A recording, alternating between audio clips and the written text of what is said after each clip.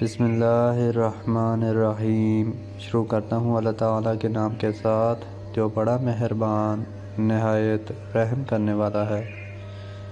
سیدنا ابو ہریرہ رضی اللہ عنہ نے روایت کی کہ آپ صلی اللہ علیہ وآلہ وسلم نے فرمایا، ایک شخص نے کہا کہ میں آج کی رات کچھ صدقہ دوں گا، اور وہ اپنا صدقہ لے کر نکلا۔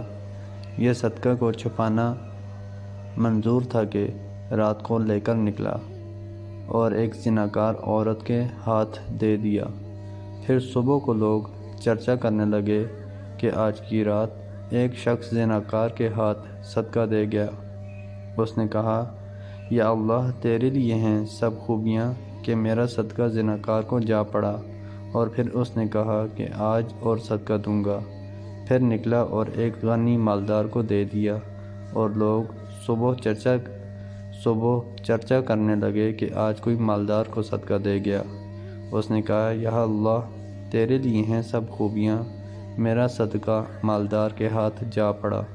تیسرے دن پھر اس نے کہا کہ میں صدقہ دوں گا، اور وہ نکلا اور صدقہ ایک چور کے ہاتھ میں دے دیا، اور صبح کو لوگ چرچا کرنے لگے کہ آج کوئی چور کو صدقہ دے گیا۔ اس نے کہا، تجھی کو ہیں سب خوبیاں، میرا صدقہ زناکار عورت اور مالدار مرد اور چور کے ہاتھ میں جا پڑا۔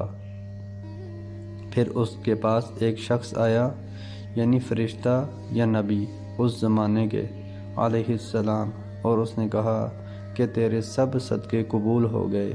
زناکار عورت کا تو اس نظر سے کہ شاید وہ اس دن زنا سے باز رہی ہو، اس لیے کہ پیٹ کے لیے زنا کرتی تھی، رہا غنی اس کا اس لیے قبول ہوا کہ شاید اسے شرم آئے اور عبرت ہو کہ اور لوگ صدقہ دیتے ہیں، لاؤ میں بھی دوں، اور وہ خرچ کرے اللہ تعالیٰ کے دیے ہوئے مال سے۔ اور چور کا صدقہ اس لیے کہ شاید وہ اس شب کو چوری نہ کرے، یعنی اس لیے کہ آج کا خرچ تو آ گیا۔ سیدنا ابو ہریرہ رضی اللہ عنہ نے رسول اللہ صلی اللہ علیہ وآلہ وسلم سے روایت کی اور کئی حدیثیں ذکر کی۔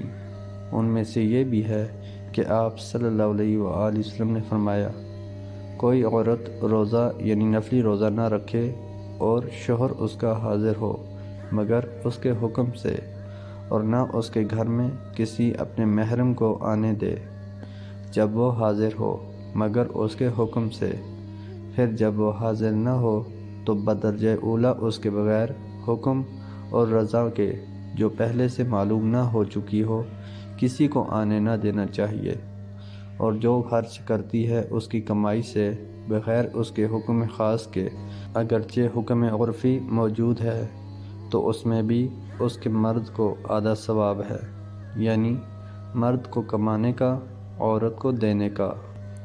سیدنا ابو ہریرہ رضی اللہ عنہ نے کہا کہ رسول اللہ صلی اللہ علیہ وآلہ وسلم نے فرمایا، جس نے خرچ کیا ایک جوڑا یعنی 2 پیسے یا 2 روپیہ یا 2 اشرفی اپنے مال سے اللہ کی راہ میں، پکارا جائے گا جنت میں، اے اللہ کے بندے یہاں آ، تیرے لیے یہاں خیر و خوبی ہے۔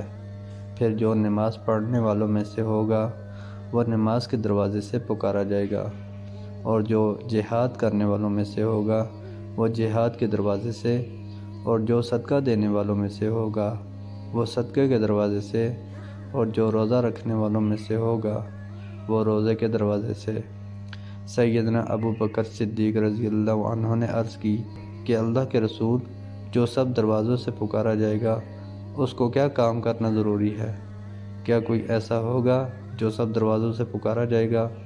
آپ صلی اللہ علیہ وآلہ وسلم نے فرمایا، ہاں، اور میں اللہ کے فضل سے امید رکھتا ہوں کہ تم انہی میں سے ہوگے۔ حضرت ابو ایوب رضی اللہ عنہ کہتے ہیں کہ رسول اللہ صلی اللہ علیہ وآلہ وسلم نے فرمایا، جس نے رمضان کا روزہ رکھا پھر اس کے بعد شوال کے 6 روزے رکھے تو وہ پورے سال روزے رکھنے کے برابر ہوگا۔ رسول اللہ صلی اللہ علیہ وآلہ وسلم کے غلام صوبان رضی اللہ عنہ کہتے ہیں کہ نبی اکرم صلی اللہ علیہ وآلہ وسلم نے فرمایا، جس نے عید الفطر کے بعد 6 روزے رکھے تو اس کو پورے سال کے روزے کا ثواب ملے گا، اس لیے کہ اللہ تعالیٰ فرماتا ہے من جاء بالحسنۃ فلہ عشر امثالھا، یعنی جو ایک نیکی کرے گا اسے 10 نیکیوں کا ثواب ملے گا۔ محترم دوستو، اللہ تعالیٰ سے دعا ہے اللہ تعالیٰ ہمیں ان حدیث پر عمل کرنے کی توفیق عطا فرمائے، اللہ تعالیٰ ہمیں دونوں جہانوں میں کامیابیاں عطا فرمائے، آمین یا رب العالمین۔ ویڈیو کو ثواب کی نیت سے زیادہ شیئر کریں۔ جزاکم اللہ خیرا کثیرا، والسلام علیکم ورحمۃ اللہ وبرکاتہ۔